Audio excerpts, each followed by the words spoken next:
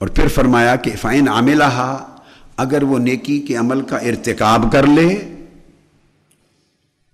تو فَاكْتُبُوهَا 10، تو پھر اس کی ایک نیکی کے عمل کرنے پر ایک نیکی نہ لکھو، ایک نیکی تو اس کے عمل نہ کرنے پر بھی لکھ دی گئی تھی فقط ارادے پر، اب اس کے لیے 10 نیکیاں لکھو،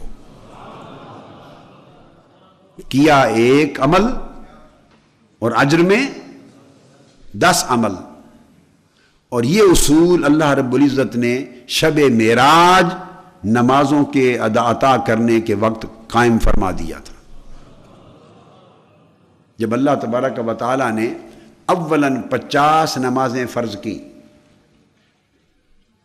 اب کیا اس کے علم میں نہیں تھا کہ بالآخر نمازیں 5 فرض کی جائیں گی؟ کیا رب کو معلوم نہیں تھا؟ معلوم تھا۔ بعض لوگ یہ خیال کرتے ہیں، حضور علیہ الصلوۃ والسلام کے وسیع علم نبوت پر اعتراض کرتے ہوئے بعض لوگ وہ یہ خیال کرتے ہیں کہ اگر حضور علیہ السلام کو علم ہوتا کہ بالآخر 5 نمازیں فرض ہونی ہیں تو شروع سے 5 ہی لے آتے۔ یہ خطا ہے سوچ میں۔ اس کا الزامی جواب یہ ہے کہ آپ حضور علیہ السلام پر طعنا نہ کریں، رب کو تو علم تھا کہ آخر پہ میں نے 5 ہی دینی ہے، تو وہ 50 کی بجائے اور 9 چکر لگوانے کی بجائے شروع سے 5 ہی عطا کر دیتا۔ لینے والے کی بات کرتے ہیں، دینے والے کی بات نہیں کرتے۔ سو ایسے امور میں اس طرح کی منفی سوچ نہیں کرنی چاہیے، یا یہ شان رسالت کے منافی ہوتی ہے، سوء ادب ہوتا ہے، یا شان الوہیت کے خلاف ہوتا ہے، سوء ادب ہوتا ہے۔ اس میں حکمتیں ہوتی ہیں ایسے امور میں۔ تو اللہ تبارک و تعالی حکمت کیا ہے وہ بتا رہا ہوں۔ فَاكْتُبُوهَا 10، یہ حکمت یہ تھی کہ اللہ رب العزت کو علم تھا کہ بالآخر نمازیں امت محمدی صلی اللہ علیہ وسلم کے لیے 5 ہی فرض ہوں گی، مگر 50 نہیں۔ اور قاعدہ یہ ہے کہ جب اللہ تبارک و تعالیٰ ایک حکم فرما دیتا ہے وہ صادر ہو جاتا ہے، وہ صادر ہو جاتا ہے۔ اب سیدنا موسیٰ علیہ السلام نے عرض کی، اور آپ کی عرض کرنے پر آقا علیہ السلام واپس تشریف لے گئے حضور الہی میں، 5 نمازوں کی تخفیف ہوئی، پھر آئے، پھر درخواست پر واپس گئے، پھر اور 5 کی تخفیف ہوئی، الغرض 9 مرتبہ اللہ رب العزت کے حضور جانا ہوا، اور 5 نمازوں کی تخفیفات ہوتی رہیں، 45 معاف ہو گئیں اور 5 رہ گئیں۔ آخری بار جب اللہ رب العزت نے 5 نمازیں کر دیں تو یہاں ایک نکتہ، سیدنا موسیٰ علیہ السلام نے عرض کیا، یا رسول اللہ مجھے خدشہ ہے کہ امت آپ کی 5 بھی نہیں پڑھ سکے گی۔ تو اس پر آقا علیہ السلام نے جواب میں فرمایا، اے موسیٰ مجھے اب دوبارہ جاتے حیا آتی ہے۔ یہ نہیں فرمایا کہ اب اللہ ان 5 کو معاف نہیں کرے گا، فرمایا مجھے حیا آتی ہے۔ 5 رہ گئی۔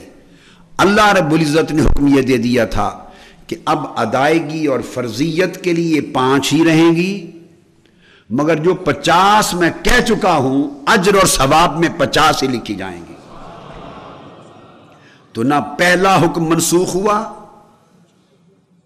اور نہ دوسرے حکم نے اپنی افادیت کھوئی، یعنی نمازوں کی تعداد میں تخفیف ہوئی مگر اجر و ثواب میں تخفیف نہیں ہوئی۔ اب نمازیں اللہ رب العزت فرمایا 5 پڑھیں گے، فرضیت 5 کی ہے، مگر اجر و ثواب 50 کا ہوگا، جس کا مطلب یہ ہے کہ ہر نماز کے عوض 10 نمازیں دی جائیں گی۔ وہ نمازیں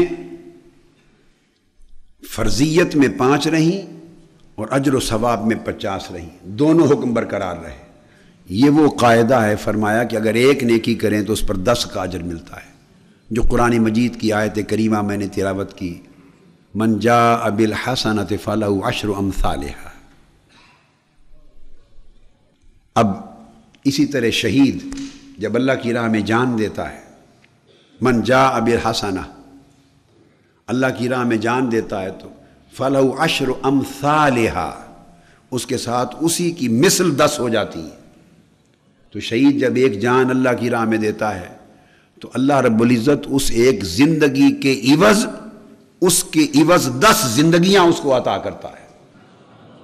جب فرماتا ہے لا تقولوا لمن يقتل في سبيل الله اموات بل احیاء ولکن لا تشعرون، اس نے ایک زندگی اللہ کی راہ میں دی، فلہ عشر امثالہا، اس ایک زندگی کی مثل اللہ اس کو 10 زندگیاں عطا کرتا ہے، تو اس لیے اس کی زندگی بعد از شہادت قوی تر ہو جاتی ہے، قوی تر ہو جاتی ہے۔ آپ سمجھ گئے بات؟ اب وہ شہید وہ ہے جو اللہ کو اپنی ایک لمحہ، اس نے لمحہ موت نے اس کو شہید بنایا کہ اس نے جان دے دی، اور کچھ شہداء احادیث میں آتا ہے وہ ہیں جنہوں نے پوری زندگی اللہ کی اطاعت میں اللہ کے سپرد کر دی، وہ صدیقین اور اولیاء و صالحین ہیں جنہوں نے پوری زندگی اطاعت الہی میں اور اللہ کی بندگی اور فرما برداری میں پوری زندگی اس کے سپرد کر دی۔ تو جس نے ایک زندگی سپرد کی اس کو اس کے عوض 10 زندگیوں جیسی زندگی ملی، اور جنہوں نے ساری زندگی کے لمحات 60-70 برس کے خدا کے سپرد کر دیے، تو جب ان کو اس کا اجر 10 گنا زیادہ ملے گا، تو بعد از وفات عالم برزخ میں ان کی حیات برزخیہ کی قوت کا عالم کیا ہوگا۔ یہ تو دوسرا قاعدہ اور دوسرا درجہ تھا۔ اب اگلی حدیث میں تیسرا درجہ بیان کیا۔ اب یہاں جو نقطہ قابل توجہ ہے وہ یہ کہ امت محمدی میں مدارج ہیں، امت محمدی میں افراد کے مدارج ہیں، سب لوگ یکساں نہیں ہیں، اجر جدا جدا ہیں، مقدار عمل کی ایک ہے، مقدار عدد عمل کا ایک ہے، مگر اجر میں سب متفاوت ہیں۔ اجر اسی عمل پر کسی کا 10 گنا ہے، کسی کا زیادہ، کسی کا اور زیادہ، کسی کا اور زیادہ، اس عمل پر۔ یہ جو عمل کا اجر بڑھتا چلا جاتا ہے یہ اس کی نیت کی خالصیت کی وجہ سے، کہ اس کے باطن کا حال کیا ہے۔ جس کا باطن جتنا صاف ہوگا، جس کی نیت جتنی خالص ہوگی، اور جس کی نیت میں جتنی خلوص کے ساتھ للہیت ہوگی، ایک مخلص ہوگا اپنی نیت میں اور ایک مخلص ہوگا، جیسے جیسے اس کی نیت کا حال، اس کے قلب و باطن کی صفائی، اس میں رضا الہی کی طلب، اللہ کی قربت کی طلب، رضوان کی طلب اور للہیت اور یکسوئی بڑھتی چلی جائے گی، تو اس شخص کے عمل پر اجر و ثواب کی عدد بڑھتا چلا جائے گا۔ دیکھنے میں دونوں نے، 2 افراد نے 2 ہی نفل پڑھے ہیں، مگر عین ممکن ہے کہ اس کو 2 نفل پڑھنے کا اجر 10 گنا ملے، دوسرے کو 20 گنا ملے، اس کو 10 گنا ملے، اس کو 100 گنا ملے۔ عمل اپنی مقدار میں ایک ہے مگر اجر و ثواب میں متفاوت ہو جاتا ہے۔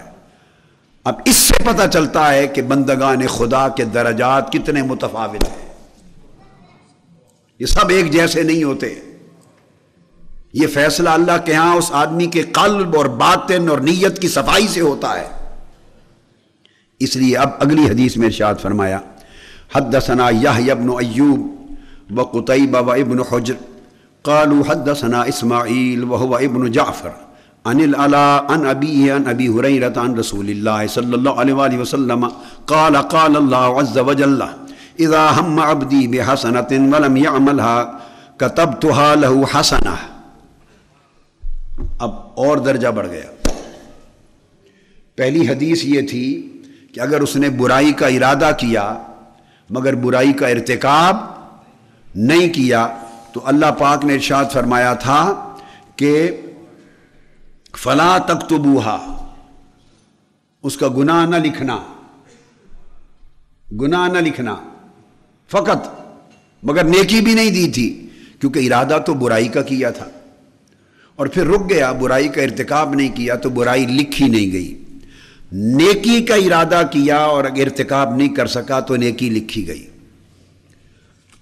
اب درجے بڑھ رہے ہیں۔ میں آپ کو بتا رہا ہوں کہ افراد امت محمدی میں کس طرح متفاوت ہیں، جیسے جیسے ان کے حال بدلتے چلے جاتے ہیں، جیسے جیسے ان کی نیات کی کیفیت بدلتی چلی جاتی ہے، جیسے جیسے ان کے قلب و باطن کی صفائی بدلتی چلی جاتی ہے، جیسے جیسے ان کا خلوص، توجہ اللہ، رجوع اللہ، خشوع، خضوع اور للہیت بدلتی چلی جاتی ہے، جیسے جیسے ان کے باطن کا زہد اور ورع اور رضا الہی کی طلب بڑھتی چلی جاتی ہے، ویسے ویسے اللہ رب العزت کا معاملہ اس کے اجر و حساب کا بدلتا چلا جاتا ہے، بدلتا چلا جاتا ہے۔ اب اس حدیث میں کیا ہوا؟